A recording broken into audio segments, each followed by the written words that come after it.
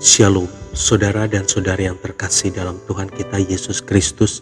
Marilah kita luangkan waktu beberapa menit untuk berkencan dengan Tuhan saat ini, agar dari hari ke hari kita semakin dekat dengan Tuhan, sehingga hidup kita semakin diberkati dan menjadi berkat. Pembacaan dari kitab Daniel bab 3 ayat 16 sampai dengan 18. Lalu Sadrak, Mesak, dan Abednego menjawab Raja Nebukadnezar, "Tidak ada gunanya kami memberi jawab kepada Tuanku dalam hal ini. Jika Allah kami yang kami puja sanggup melepaskan kami, maka Ia akan melepaskan kami dari perapian yang menyala-nyala itu dan dari dalam tanganmu, ya Raja. Tetapi seandainya tidak, hendaklah Tuanku mengetahui, ya Raja, bahwa kami tidak akan memuja dewa Tuanku dan tidak akan menyembah patung emas yang Tuanku dirikan itu." Demikianlah sabda Tuhan, syukur kepada Allah. Saudara dan saudari yang terkasih dalam Tuhan kita Yesus Kristus, ada baiknya kita memerhatikan perkataan-perkataan berikut. "Tuan, aku tidak layak menerima Tuan di dalam rumahku. Katakan saja sepatah kata, maka hambaku itu akan sembuh. Asalku jamah saja jubahnya, aku akan sembuh. Anak perempuanku baru saja meninggal, tetapi datanglah dan letakkanlah tanganmu di atasnya, maka ia akan hidup. Tuan, jika Tuan mau, Tuan dapat mentahirkan aku." Dan masih banyak lagi perkataan yang sejajar dengan perkataan-perkataan tersebut. Itulah yang disebut dengan perkataan iman. Tentu saja iman akan kesanggupan dan kepedulian Tuhan adalah iman yang benar. Tetapi itu adalah iman yang standar, iman yang fokus pada pertolongan Tuhan. Ada iman yang tidak fokus pada pertolongan Tuhan. Artinya, ketika tidak ada pertolongan Tuhan pun, iman kepada Tuhan tetap ada dan tidak beralih kepada yang lain. Itulah iman yang di atas rata-rata. Teman-teman Daniel, yaitu Sadrak, Mesak, dan Abednego, memiliki iman di atas rata-rata karena tantangan yang mereka hadapi sangat berat.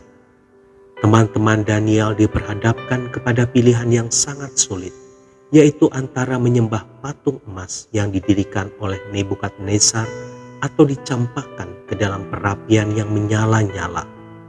Nyawa mereka benar-benar bagai telur di ujung tanduk. Andai saja mereka takut, itu sangat manusiawi. Tetapi ternyata mereka tidak takut. Mereka berani menerima risiko yang sangat berat itu. Ini menunjukkan bahwa mereka adalah orang-orang beriman.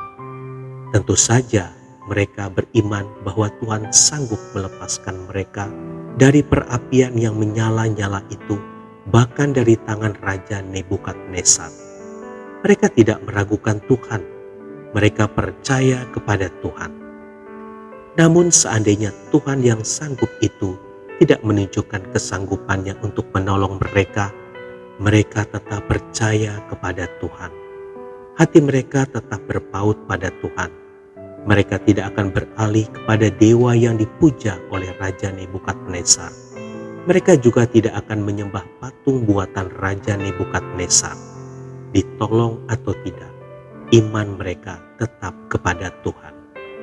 Saudara dan saudari yang terkasih dalam Tuhan kita Yesus Kristus, di dalam perjanjian baru kita melihat contoh orang yang memiliki iman di atas rata-rata, yaitu Paulus.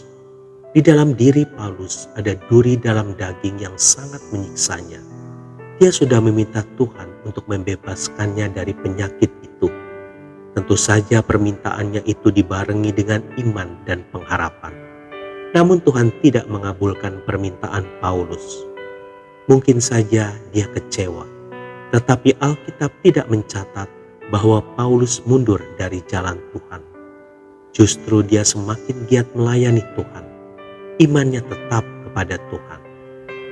Saudara dan saudari yang terkasih dalam Tuhan kita Yesus Kristus, tidak bisa dimungkiri kecenderungan kita juga mempunyai iman yang standar. Tidak ada salahnya kita memiliki iman standar. Tetapi kita tidak boleh puas dengan iman seperti itu. Usahakanlah sedapat mungkin untuk kita memiliki iman di atas rata-rata. Kesaksian kita menjadi sangat kuat dampaknya ketika kita memiliki iman di atas rata-rata. Tuhan Yesus memberkati. Marilah kita berdoa dalam nama Bapa dan Putra dan Roh Kudus. Amin. Tuhan Yesus, berikanlah aku kemampuan untuk tetap beriman kepadamu tanpa harus memikirkan apa ada pertolongan bagiku atau tidak. Amin. Dalam nama Bapa dan Putra dan Roh Kudus. Amin.